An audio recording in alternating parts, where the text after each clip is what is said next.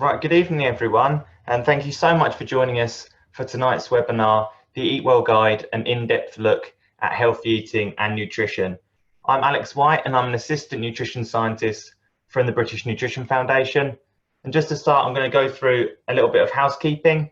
So for your information, this webinar is being recorded and will be available on our foodeffectivelife.org.uk website and also on our YouTube channel. And for everyone who's attended, a link to the video will also be sent to them. If you've got any questions throughout the webinar, I've got my colleague Frances here helping me out, and she'll be writing down everyone's questions, and there will be an opportunity to answer them at the end. If you've got any sort of technical issues with the platform we're using, then put that in the chat box as well, and Frances will do her best to help you out. At the end of the webinar, you'll be redirected to a short online evaluation, hopefully. If you're not, then we will be sending these in the email that we will put the video and a link to the evaluation that we'll send out tomorrow. And there'll also be a downloadable certificate available for you. So I think that's everything. And thank you ever so much, everyone, for joining. And my presentation tonight is the Eatwell Guide, an in-depth look at healthy eating and nutrition. And some of you might have listened to the webinar that I did back in January that was an introduction to the Eatwell Guide, and that was looking more at what's in each food group and things like that. And if you want to have a look back on that, then it is on our YouTube channel and it is also on our website. So today I'm going to be looking at why nutrition is important. I'm going to be looking at the Eatwell Guide and the impacts that this has on health if we're able to switch the current diet that we're having to the Eatwell Guide.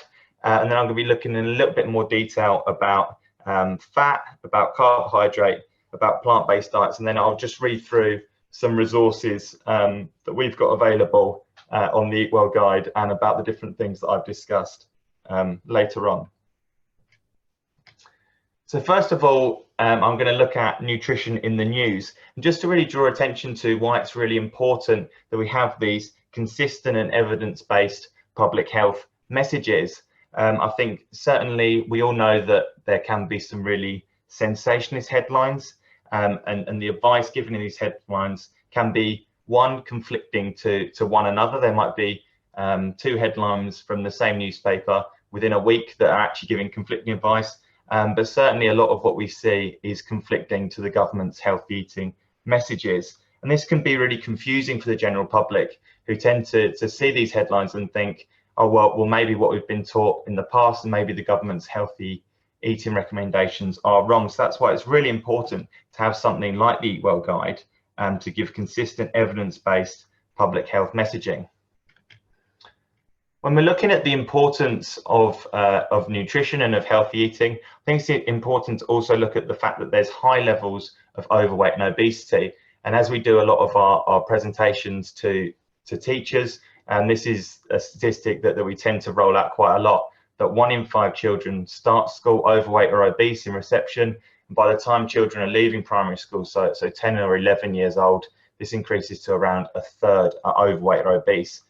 And what we see is that this tends to increase even further for adults. Around 2/3 are overweight or obese, and around 1/4 of UK adults are obese. And when we look at this more generally, we see that obviously there's this high percentage of overweight or obese and a small amount of underweight. But for the percentage that's a healthy weight, this is really quite small. So it's less than 1/3 of men and less than half of women are in this healthy weight range, and that should be really what we're aiming for. And another measurement when we're looking at overweight obesity is waist circumference. And as you can see here, a very high waist circumference is taken to be greater than 102 centimeters in men and greater than 88 centimeters in women. And having a very high waist circumference can indicate an increased risk of things like heart disease, of type 2 diabetes, and of stroke. And this is a measurement that can be indicative of your level of visceral fat, which is this fat that's stored within your abdominal cavity, so stored around important organs such as the liver, the pancreas, and your intestines, and there can be certain health issues related to this. The other thing to draw attention to when thinking about the importance of nutrition is that we know that diet directly impacts our health. So if we look at the graph on the left, we can see that the highest percentage of death caused by a single behavioural risk factor is through dietary risks, and you can see it there just above tobacco smoke. With this data, it's one thing to bear in mind is the fact that the dietary risk is above tobacco smoke, partly because everyone eats, but not everyone smokes. But I think it's interesting to see it so high up. And then from the graph next to it on the right, we can see that over half of the top 20 modifiable risk factors are related to the diet, and you can see right at the top there is high body mass index, which we've talked about a little bit in the slide previously. And then a bit of information about type 1 and type 2 diabetes. So type 2 diabetes is a diabetes that onsets in adulthood, later in life, and obesity accounts for around 80 to 85% of this risk. And what we're seeing is that the diagnoses are increasing quite considerably for type 2 diabetes and have doubled since 2006. The other thing to really draw attention to when talking about the importance of nutrition is the fact that we're living in an aging population, and this will increase over time. So the graph to the left here, the bars in it show an increase in the population, and the red line is the percentage or the proportion of the population that are aged 65 and over. And as you can see, in 1976, around 14% of the population were aged 65 or over. Around now, it's just below 20%. But what's predicted to happen is for this to increase further. And as the graph shows, by 2046, it will be around, or it's predicted to be around a quarter of people in the UK will be aged 65 or over. So whilst life expectancy is increasing, one of the things we're seeing is that people are spending a higher proportion of their life and more years in poor health. So it's really important to try and tackle this through healthy nutrition and healthy lifestyle in order to try and reduce the percentage of people's lives that are spending in poor health, because these are extremely high. So around a fifth for males and a little bit higher for females. I think the last thing to draw attention to in this bit is that we know that we're having an excess consumption of free sugars, of salt and saturated fat, and of energy. And we're going to be talking a little bit more about these later on. One thing I want to draw attention to here is with salt, as we're not going to discuss this later on. We know that intakes of salt currently are too high, and that most people need to reduce their intake substantially. And the risks associated with this are eating too much salt can raise your blood pressure, which makes you more likely to develop heart disease or have a stroke. So we know that we're having an excess consumption of these. We also know that we're having a low intake of fibre and whole grains, which we're going to discuss a little bit more later on. We know that people tend to not be meeting the 5 a day requirements. So it's around a third of adults, or below a third of adults, and only around 8% of teenagers are meeting these 5 a day requirements. And one stat that was taken from the National Diet and Nutrition Survey was that the mean intake of fruit and vegetables in teenagers or in adolescents aged 11 to 18 was around the same as in children 1.5 to 3 years. So certainly teenagers are a demographic that are not meeting the 5 a day requirements and need to increase their levels of fruit and veg. And finally, we know that there's low intakes of some vitamins and minerals. We know this is especially the case in certain demographics. So whilst this might paint a relatively depressing picture, I think it's important to recognise that this means that there's opportunities to improve our diet. And one of the ways through this is to encourage following the Eatwell guide, following the evidence-based healthy eating advice that is available. So we know what we're having and we know what we should be eating, but how is this best portrayed to the public? And the way this has been done by the government is through these food-based models. So in 1994, we had the Balance of Good Health. This was superseded in 2007 by the Eatwell Plate, and then again in 2016 by the Eatwell Guide, which is what we are following now. And if you want a little bit more detail on how this has changed over time, then this can be found in the introduction to the Eatwell Guide presentation, which again, as I said previously, is on YouTube and is on our website. But I won't go into any more detail apart from sort of saying that the basic principles are largely unchanged, and the public health messaging that does go out is consistent, despite what might be portrayed in the media at times. So moving on to the Eatwell guide, as many of you have seen this, and I'm sure a lot of you have got it in your classroom. This is an interesting study that was done on the Eatwell guide to see, well, how close are we to meeting what is portrayed in the Eatwell guide. And what this study showed is that we were having less of the potatoes, bread, rice, pasta, and other starchy carbohydrates group, and we're having less of the fruit and vegetables group. But we're having more than the dairy and alternatives, more of the beans, pulses, fish, egg, meat, and other proteins group, and more of these foods high in fat, salt, and sugar. So that's shown in that diagram there, with the blue being the current diet and the red being the diet portrayed in the Eatwell guide. And what this did is had a look at how this was predicted to affect our health. And what the study showed is that if we were able to change our diet, so it looked more like what was shown in the red bars here, and shown in the Eatwell guide, that life expectancy would increase. There'd be fewer new cases of type 2 diabetes, cardiovascular disease, colon cancer, and stroke. And actually, it was reducing the consumption of red and processed meat and increasing the intake of fiber and fruit and vegetables had the greatest impact on our health. So I think that's a really important thing to think about when you're teaching the Eatwell guide, is to realize there really would be health benefits if people were able to change to this and trying to increase their fiber and fruit and vegetables in particular. So we're going to move on now to talk about fat. And as you can see from here, you get fat from lots of different sources within the diet. So it's not just in the oil and spreads group, and it's not just in the foods high in fat, salt, and sugar groups. Fat can be found in lots of different places in the diet.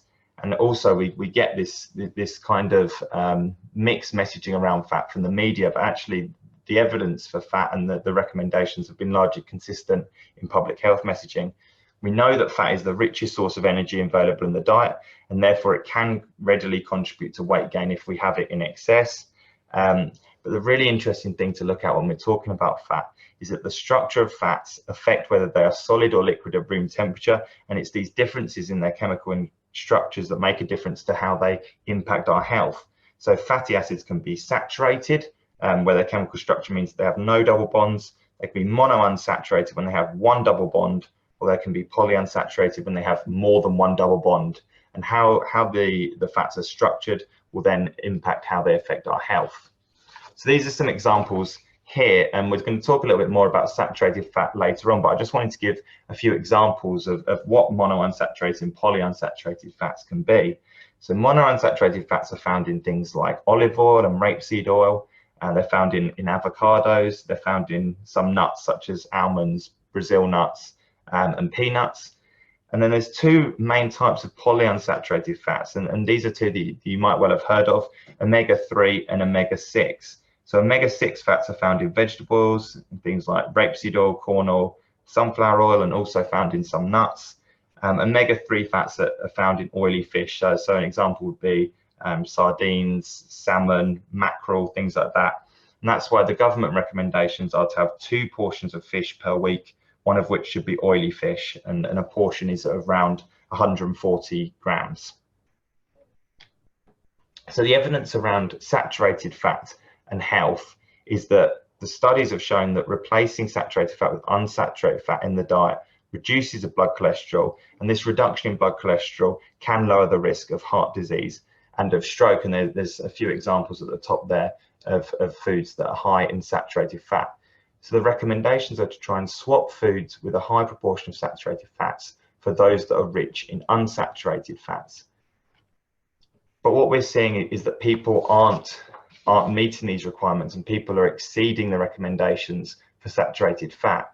So the government recommendations are that saturated fat should not make up more than 11% of food energy. As you can see from the graph in the right, the intakes of saturated fat in the demographics shown all exceed this, and on the left you can see some examples of the top contributors to saturated fat intake in adults.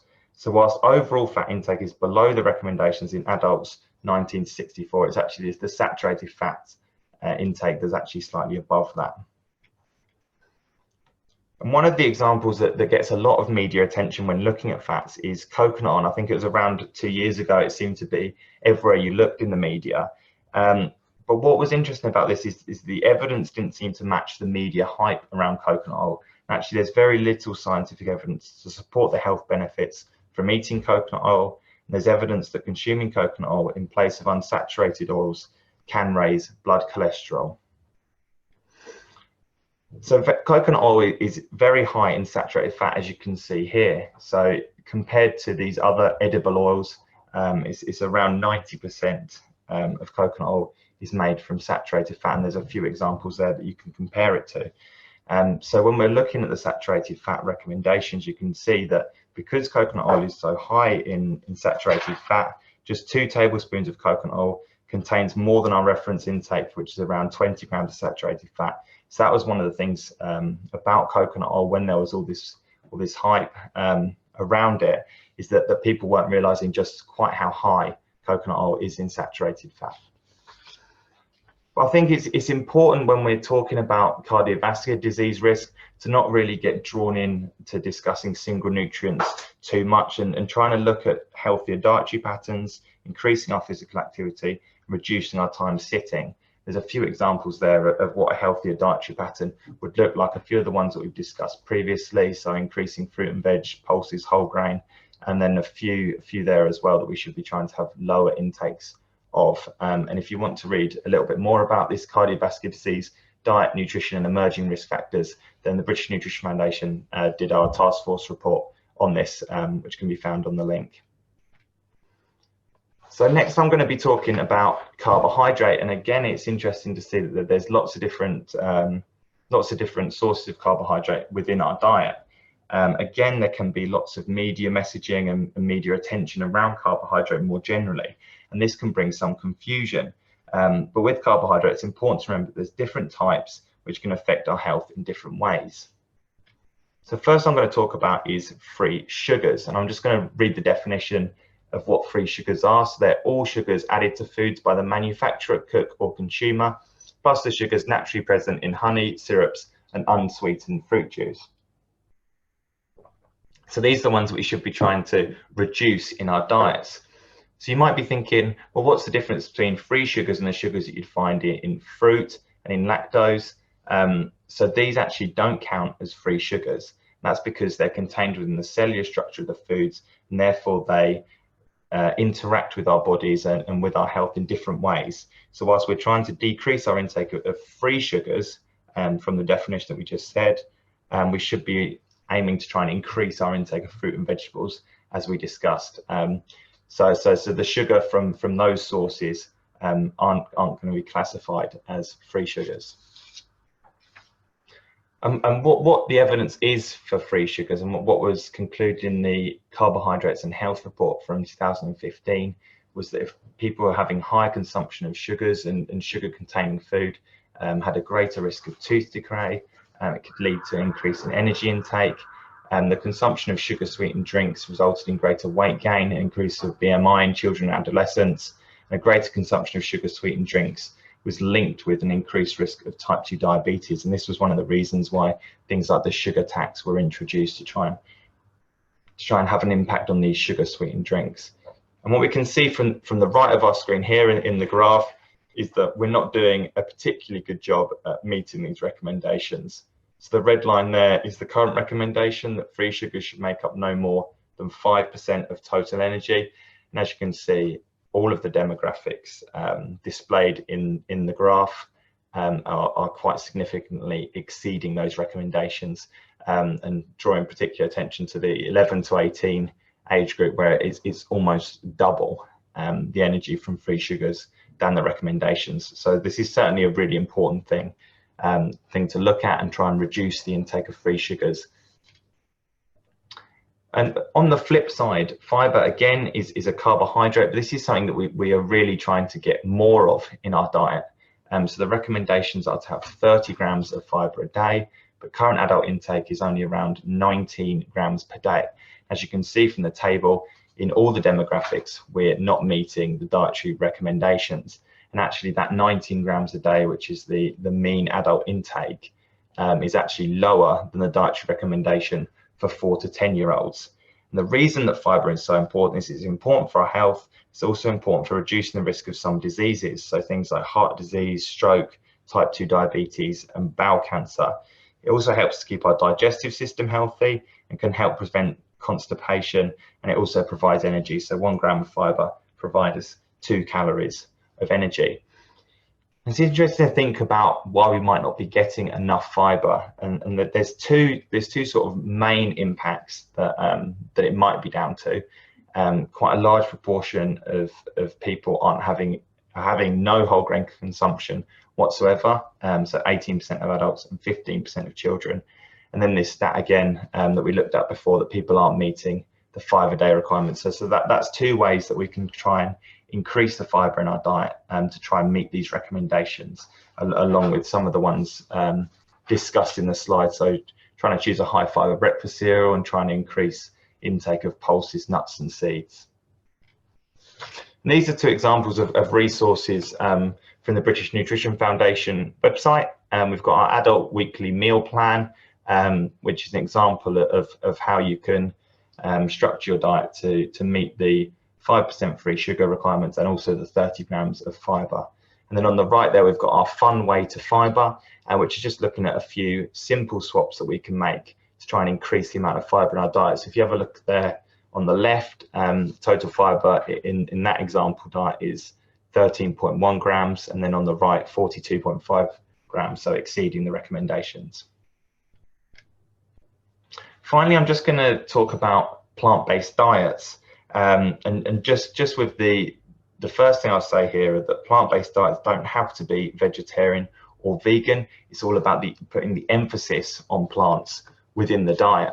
So I think over recent years, what we've seen is there's been an increase in the number of people following these vegan or vegetarian or flexitarian diets, which are people are sort of going vegan or vegetarian for a few days a week, or trying to increase plants in their diet.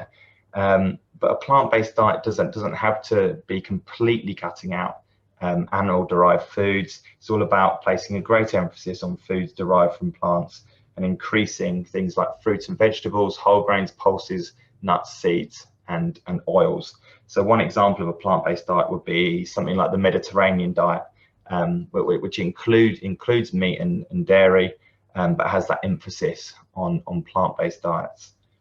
And we've seen this rise potentially for a number of reasons.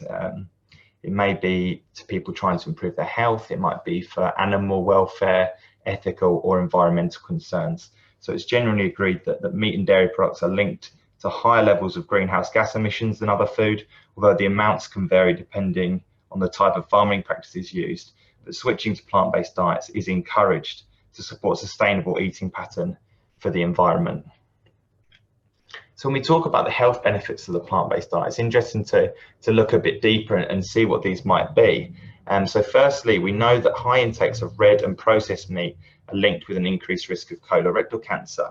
And that's not to say that red and processed meat can't form part of a balanced diet, but it is recommended that people who are high consumers, so having more than 90 grams a day, should try and cut down to around 70 grams a day because of this link between high intakes and colorectal cancer. And people who are following either vegetarian or vegan or the Mediterranean style diets, which we discussed previously, appear to be at a lower risk of heart disease, stroke and type 2 diabetes. And this might be for a number of reasons. It might be partly because following more plant-based diets tend to be less likely to be overweight or obese. They might be more active, but we know that there's lots of different elements of a plant-based diet that are good for our health. So plant-based diets tend to be higher in fruit and vegetables, in whole grains, in nuts, seeds and pulses, so the ones that we've been talking about previously, and tend to provide higher amounts of dietary fibre and lower amounts of saturated fat and of free sugars. But I think one thing that's really important to draw attention to when discussing plant-based diets is that not all plant-based diets are equal. So even if you're only having plant-based food, you can still make these unhealthier choices and have a diet that's high in saturated fats, salts, and in free sugars. And you'll find that if you're choosing foods from this group, even if they're from plant sources, and they can still be high in nutrients that we're having in excess of, and we can still make unhealthier choices.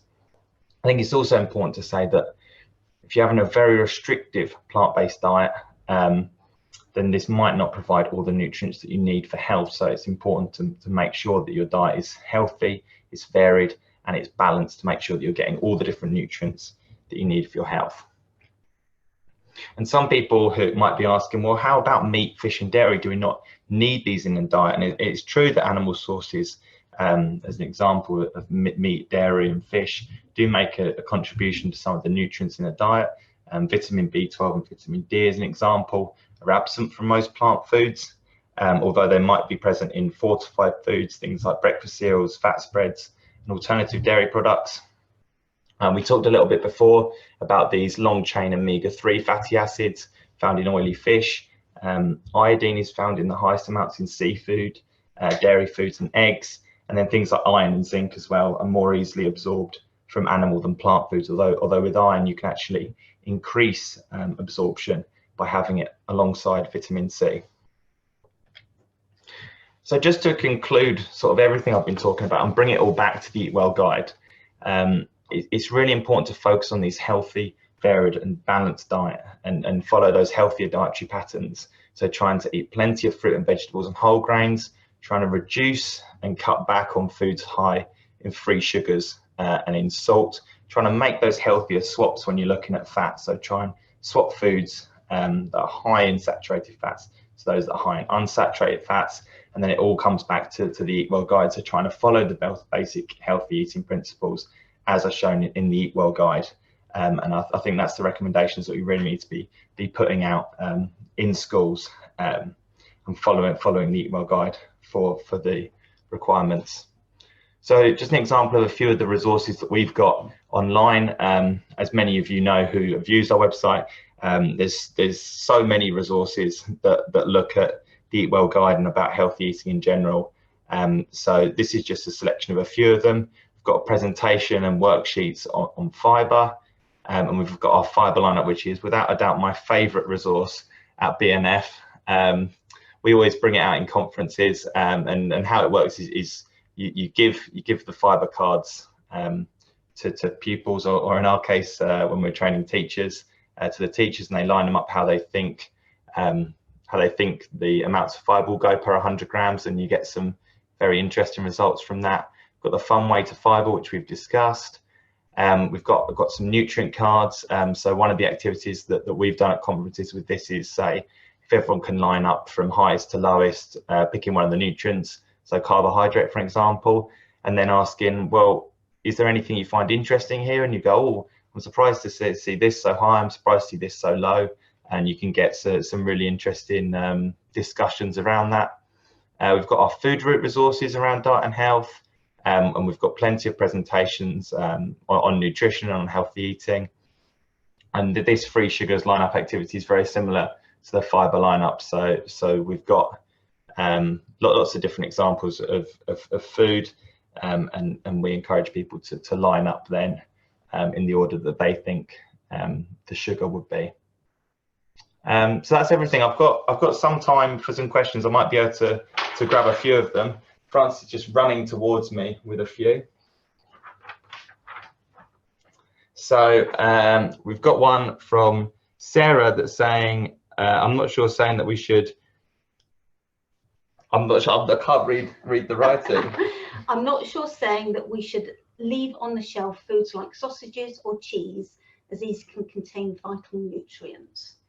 Yeah. So I think that's a really interesting point. I think that's important, going back to when we're talking about plant-based diets, is choosing a dietary pattern that's got a greater emphasis on plant-based foods. I don't think that we're saying that you should cut out certain foods. I think it's all about the dietary pattern and making healthier dietary choices and following a healthy, varied and a balanced diet. So we've got a few more. If I can read Francis's writing, that's my fault. Can you suggest some ways to increase fruit and vegetables and fiber? This is a really interesting question, and one that we get quite a lot. I think with fruit and vegetables, a lot of it is just adding a portion to different meals. So if you're having breakfast cereal as an example, try and cut up a banana on top, or try using some berries and things like that. And with fiber, trying to increase whole grains, trying to increase fruit and vegetables, going for a high fiber breakfast cereal, and a few of the things that we've discussed previously. But I think one thing that I really try and put across with relation to fruit and vegetables is that some increase is better than no increase. So I think if you're having no fruit and vegetables, it can be quite scary aiming for the 5 a day message. But just saying, if we can have 1 portion today, and then maybe in a little bit we can have 2, and just try and increase that quite gradually. We've got one more here that's saying, some families are on a limited budget. Are there ways to follow the Eatwell guide without it costing more money? Yeah, that's a really, really good question. And we do have some resources that look at costings and things like that. One of the webinars that we've done previously is the quality calorie concept, and you'll be able to find this on our YouTube channel. And this looks at sort of making healthier swaps. There's a QC, quality calorie, on a budget that looks at making these swaps and not having it cost a lot of money. I think that's it for the questions. If you do have anything else, you do think of anything else, please do send an email across to us. And just to say that the next webinars that we're running on the Tuesday, the 15th of October at 4 p.m, we're running our Skill Along webinar, which is an interactive food skills session. So that one should be really fun, and it'd be great to have people do that in groups maybe. I think it's been suggested that some people might be doing it at a staff meeting and things like that. And we've also got on Wednesday the 6th of November at 8 p.m, good food hygiene and safety practice webinar, and on Tuesday the 3rd of December again a late one at 8 p.m, ICT, literacy and numeracy in food and nutrition lessons. So you can find out more information about all of these on our website, and just go on the www.foodeffectivelife.org.uk. So thank you very much. Just the final piece of housekeeping is that you should go to your Food Effective Life webinar survey, and when you've completed this, you'll need to download your certificate and add your name, and then you can print it out and keep it for your records. If you don't get directed to that, then don't worry, we will send the link to this across with the email that you should get tomorrow. I think that's everything. So thank you ever so much. Thank you for joining us, and have a lovely evening.